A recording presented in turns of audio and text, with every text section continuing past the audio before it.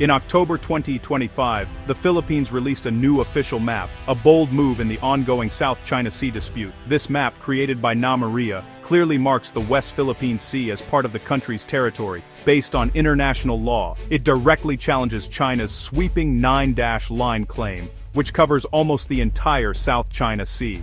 The Philippine map is grounded in the 2016 International Court ruling that invalidated China's claim. By publishing this map, the Philippines is making a peaceful but firm stand. This is our sea and the law supports us. The timing is crucial, following months of tense encounters between Philippine and Chinese vessels. The map is now used in all government offices and schools, helping everyone understand the country's legal boundaries. The government plans to distribute the map internationally, seeking global support for its position. For Filipinos, the map is a symbol of national pride and unity in the face of a powerful neighbor. It's more than a navigation tool, it's a statement of sovereignty. Schools will use it to teach children about their country's rights and geography. The map strengthens national identity and resolve. It's a diplomatic tool, a legal argument, and a rallying point for the nation. The Philippines is determined to protect what it believes is rightfully its own, using law and diplomacy. The new map marks a new chapter in the country's fight for its maritime rights.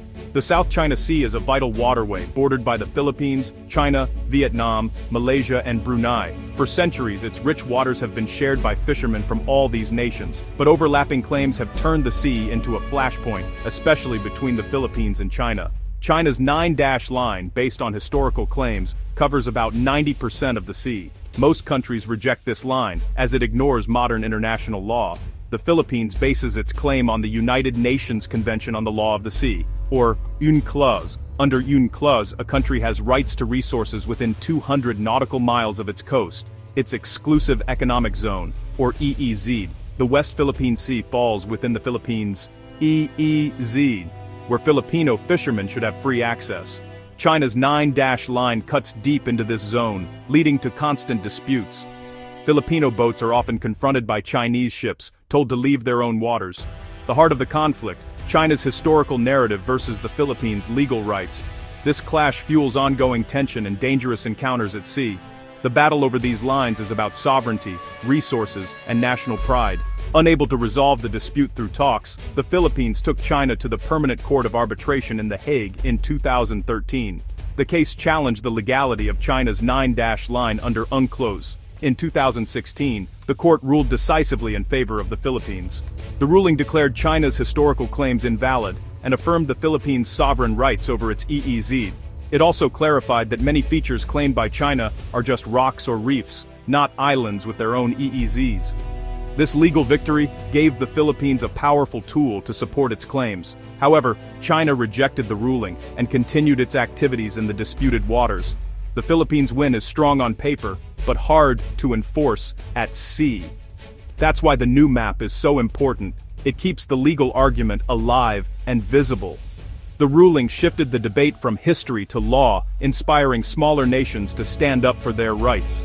The struggle now is to turn legal victory into real-world change.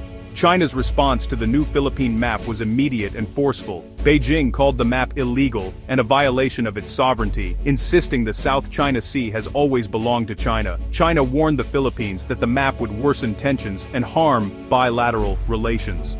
Chinese authorities seized tens of thousands of problematic maps that didn't show the 9-line, sending a message to global businesses: respect China's claims or face consequences. For China, maps are more than geography. They're tools for shaping history and public opinion. State media in China accuse the Philippines of political provocation, blaming outside powers like the United States for stirring trouble.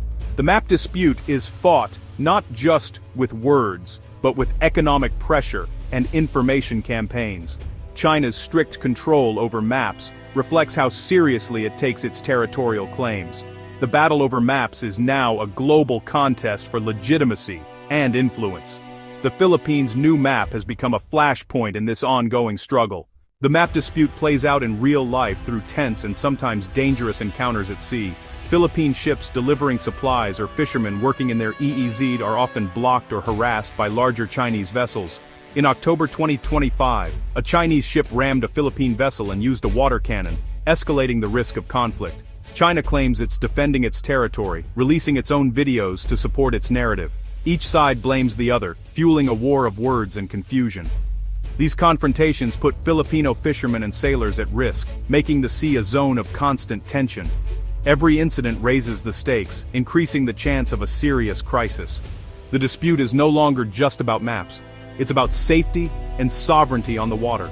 The South China Sea dispute has spilled into daily life and pop culture. In April 2025, Google Maps began labeling the West Philippine Sea more clearly for Filipino users, a small but symbolic win for the Philippines. China quickly objected, insisting the area is the South China Sea, and that digital maps can't change sovereignty.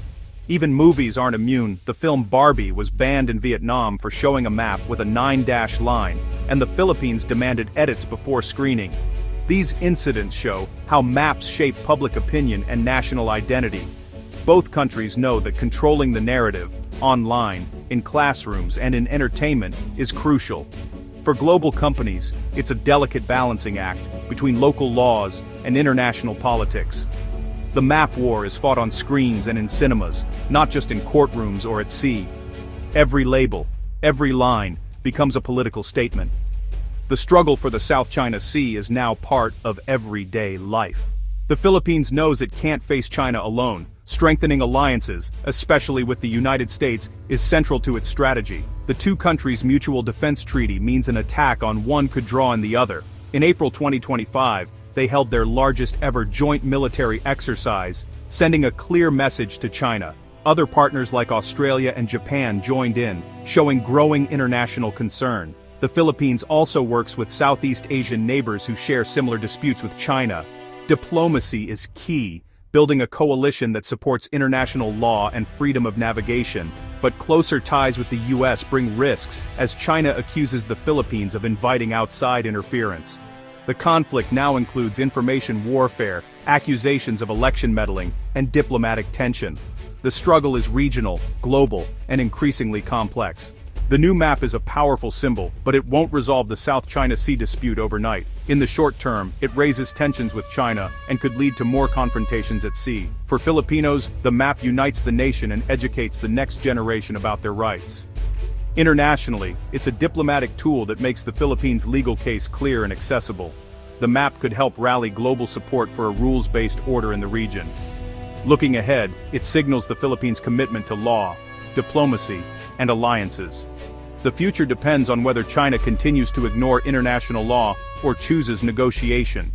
The map sets the stage for a long, determined struggle for the region's future.